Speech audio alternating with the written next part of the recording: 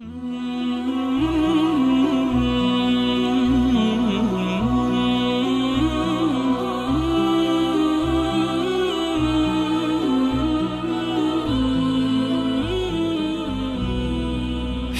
على الصلاة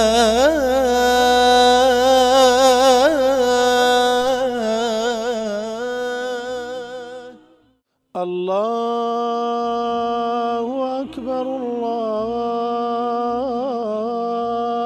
أكبر.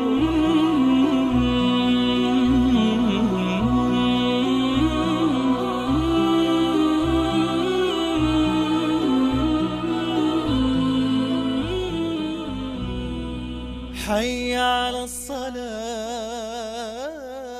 بسم الله الرحمن الرحيم. الحمد لله والصلاة والسلام على رسول الله وعلى آله وصحبه ومن والاه.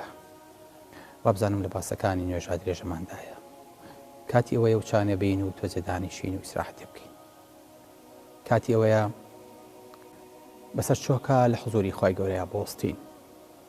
کاتی ئەوەیە زیلەتی عەبدایەتی خۆمان دەربڕین. کاتی ئەوەیە چۆن تاوانبارێک بەرامبەر بە خاوەن و بەرامبەر بە حاکم و بەرامبەر بە پادشایەکە وەستێ. کاتی ئەوەیە لەو زیلەتەیە دانیشین. کاتی ئەوەیە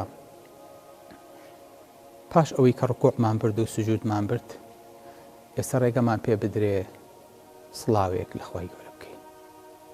چەند خۆشە، چەند عەزیمە. ئەبێ بۆ محەڵتەکانی ترا تێپەڕی بی، ئەبێ بازگە و سەیتەرەکانی تری بڕێ بێ. ئێستا تۆ دێیت و دائەنیشیت، ئێستا سێقە دەبیت، ئێستاکەنە لە جوانترین وەزعە، لە زەلیترین وەزعە، لە تەندروستترین دانیشتنە دائەنیشیت. چەند جوانە.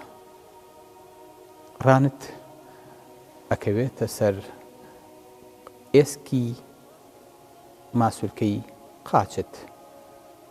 قاچت بەتاڵەکاتەوە لە جەڵتە، وا ئەکات کە تووشی جەڵتە نەبیت، وا ئەکات کە بە ئیسراحەتترین شێوە دانیشی لە حوزوری خوای گەورەیە، کەمترین جێبگری.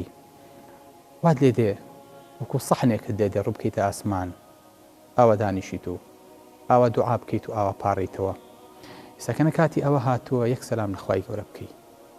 پێشتر خوایەک تەناسی عەقدێکت لەگەڵا کردبوو، ئێستاکەنە هاتوویت بۆ ئەوەی کە مباشەرەتەن ڕوو بەڕوو بڵێ سڵاو لە خوا، بڵێ ئەتەحیات لله، هەروە بەڕووتی، هەروە بە مجەڕەتی، هەروە بڵێ ئەڵڵا. بڵێ ئێستاکە ناڵی خوایە، هەرچی سەلامە، هەرچی سڵاوە، هەرچی ڕۆژ باشە، هەرچی مەرحەبایە، هەرچی سەلامێک بە عەقڵ و بە دڵی عەبدا دێ بۆ تۆ. ئەتەحیات لله، سەلام و سڵاو لە خوا. ئەڵڵا ئەمە چ نیعمەتێکە ئێستاکەنە تۆ ڕێگەت پێ ئەدرێ داخڵ بی لەسەر مەلیک و مباشەرەتەن ڕوو بەڕوو سەلامی لێ بکەیت. عیب نییە، عیب نییە ئاگات لە سەلامەکەت نەبێ لە کاتێکە تۆ بەم هەموو شکۆ بەم هەموو ترسەوە چوویتەتە ژوورەوە. ئێستاکەنە خاوەنی شکۆ ئەبینی، ئێستاکەنە مەلیک المولوک ئەبینی، ئێستاکەنە خوای گەورە ڕووی کردوتە ڕووی تۆ و تۆش سەلامێکی مباشری لێەکەی. ئەبێ سەلامەکەت ئەو نەبێ ئەهەمیەت بێ، نەزانی ئەڵی چی، نەزانی چۆن سەلامەکەیت، نەزانی لە چیە سەلامەکەیت. باشە ئەگەر خوای گەورە بۆی دانە ناینایە بمانوتە ئەتەحیات لله. ئەمان ئێستاکەنە ڕووبەڕووی خوای گەورە ئەبینەوە، پێویستمان بە سەلامێکە. چیمان هەڵبژاردایە خۆمان، لە دڵی خۆمانە چیمان بنووسایەتەوە، هەموو بەشەریەت کۆبوونایەتەوە، ئەبوایە چ مەقالە و چ سەڵاوێکمان بۆ خوای گەورە داڕشتایە. بەڵام ئێستا خوای گەورە ڕێگی پێداوین، خۆشی فێری کردوین ئاوا بڵێن. بۆیە بە شەرمەوە ئەڵێین ئەتەحیات لله. ئێمە ئەزانین لە ئاستی ئەم سەلامەیانین، ئێمە ئەزانین زۆر لەوە بچووکترین.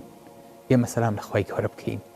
ئێمە گەردێک نین لەم کەونەیە، بەڵام خوای گەورە ئەو فەزڵەی پێداوین کە ئێستاکەنە دانیشین لە پۆڕوو، دانیشین بە چۆکە، دانیشین لەو پەڕی زیلەت و عبودیەتە. بڵین السلام عەلەیکە ئەیوهە النەبی. عیبە بوەستین و بڵین التەحیات لله، سەلام لە خوا و ئاگامان لە خۆمان نەبێ. عیبە بوەستین و بڵین الصلوات والطيبات والمباركات.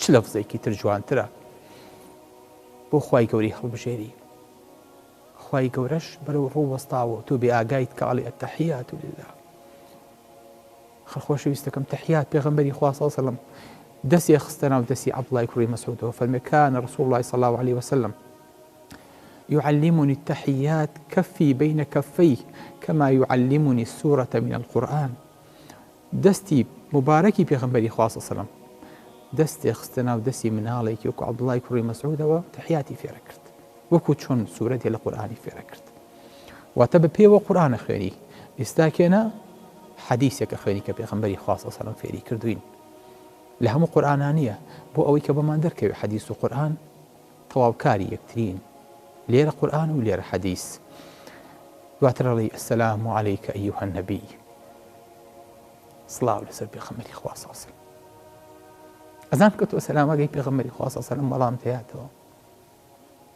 فرمي عليك السلام فلاني كوري فلان سلام عليك بيغا برو بوسطة با سلامك روتين نبي قوان نبي دوبارو كلاسيك نبي بآقا نبيت شو بيغمبري خوا صلى الله عليه وسلم لو سريختك بيجين فلان كسلامي لكردين يبرو بزانين كالين السلام عليك أيها النبي شوار سلام من هي سلامي الأخوة تحياتك الأخوة سلامي لسر بيغمبري خوا صلى الله عليه وسلم ملائكتي بيجيني إنجا السلام علينا وعلى عباد الله الصالحين صلاة جسر إيما سلام جسر إيما وسلام لسر همو بندكاني إخوة كصالح بون ئەزان چەند گۆرەیەکە لە کاتێکا سەلام لەسەر هەموو بەندەکانی خوا لە ئەرز و ئاسمانە ئەکەیت بەڵێ سەلامی تویان بۆ ئەچێ سڵاوی تویان بۆ ئەچێ ئەوانی جوابی سەلامەکە تێنەوە ئینجا شایەتمان هێنیت ئەگات لێ بێنە نوێژە شایەتمانت هێنا لە کاتی بانگەکەیە وتی ئەشهەدو ئەن لا ئیلاهە ئیلا الله لە بیدایەتەوە تەوحیدت دووبارە کردەوە لێرە شەڕی ئەشهەدو ئەن لا ئیلاهە ئیلا الله پێشەوەی سەلام بێتەوە دووبارە یەکەیتەوە عقد تازا كيتوا بيعة ديتو جاري كيتر أشهد أن لا إله إلا الله وأشهد أن محمدا عبده ورسوله إن جاء صلواتك ديب ودعاء كان قبول به اللهم صل على سيدنا محمد وعلى آل محمد كما صليت على إبراهيم وعلى آل إبراهيم أو صلواتي لسي إبراهيم الدعوة لسي محمد يمشي صلى الله عليه وسلم إن جاء فليختر من المسألة ما شاء إن جاء دعاءك دعوك تشيتي والأوسيات ئێستا چۆیتە حەوت طەبەقەی ئاسمان و ئێستا تۆ داواکەیت ئێستا دوعاکەیت ئەو تحیاتی پێغەمبەری خوا صلی الله علیه و سەلەم کردی لە کاتی میعراج ئێستا تۆ ئەو سەلامەت کرد داوا بکە جۆ لێ ئەچیرێ ئەزانی وەکو چی بەرچاو سبحان الله پێغەمبەری خوا صلی الله علیه و سەلەم فەرمێ لە ڕۆژی قیامەتە کە ئینسانەکان زین وەکرێنەوە هەمویان هەر یەکە ئەوەی کە توانە ئاەتێ چێتە ناو قوڕەوە لە تاوان و لە لیتاوی خۆیان غەرقە بێ أزان شيء رواد على الرجاء أشنا لاي آدم أشنا لاي نوح أشنا لاي إبراهيم أشنا لاي موسى أشنا لاي عيسى دوا إشفاعتي ليك هل يكيان بتاوانك على من ناتوان أشن بلاي بيغمبري خوا صلى الله عليه وسلم بيغمبري خوا صلى الله عليه وسلم أنا لها من بوكارم أفهمي أشمجر عرش داواکەم ئەو الحەمد و ستایش و سوپاسی خوای گەورەکەم کە خوای گەورە ئەو کاتە فێرمەکا و دڵمی بۆ ئەکات و ئێستا نایزانم بۆ توانە بکەم پاش ئەوەی کە حەمد دەکەم ئەڵێم الحەمد لله رب العالمین سوپاس و ستایشی مەلیکەکەم ئینجا ئەچمە سوژدە و داواکەم کە سوژدە مامەوە بەو شێوەیە و داوام کرد خواهي قرأ فهم يا محمد ارفع رأسك وسل تعطى واشفع تشفع أي محمد سر برسكروا دوايش سجدة إسكاتي ويا سر برسكيتوا دواي سباس كرني إيما سر برسكروا علي نيجا سباسا كيتو ركوع بيتو سجود بيتو إصالا أي محمد سر برسكروا داوابك وبدريتي شفاعتك وشفاعتك تقبل به أفهم من سر برزكم وداواك ملم يا ربي أمتي أي خواهي قولة أمتكم أي پروردگار أمتكم بله وات أم كاتيك بيغمبري خواص أصلا مسلس سجدة برزكاته وسلامك سوپاسەکە و ئینجا داوا بۆ ئێماکە. ئێستا ئەم مووقیفە دراوە بە تۆ لە دنیاە،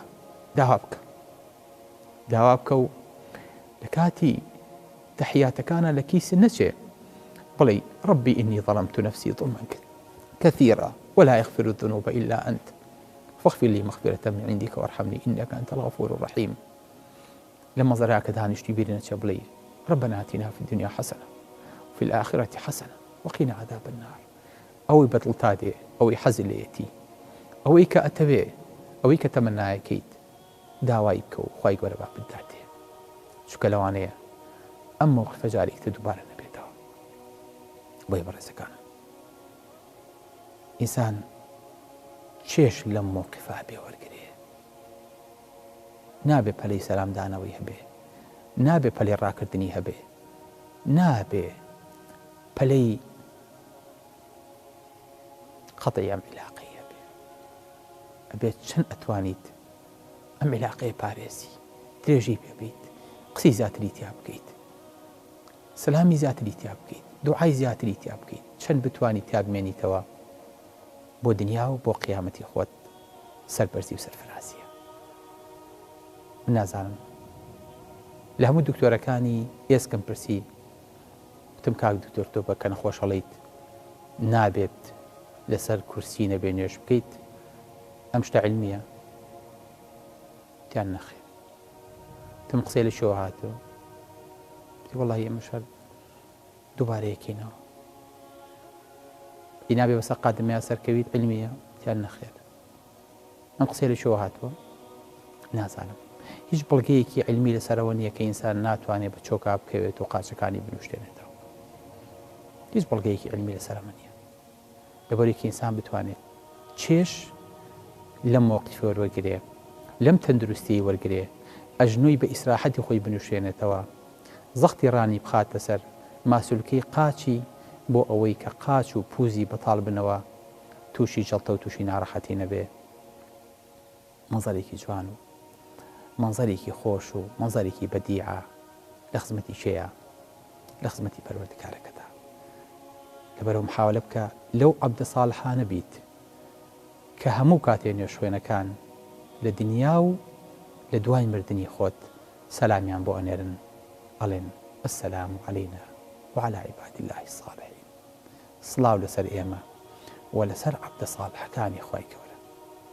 گەر لەم ئەمدانە قبوڵ بووین، ئێمەش ئەبین بۆ چین و بۆ تۆژەی کە بەیانی دوای نوێژەکانی خۆمان ئینجا نوێژمان لەسەرەکرێ و ئینجا سەلامی نوێژمان بۆ ئەنێرێ و ئێمەش وەڵام بدەینەوە.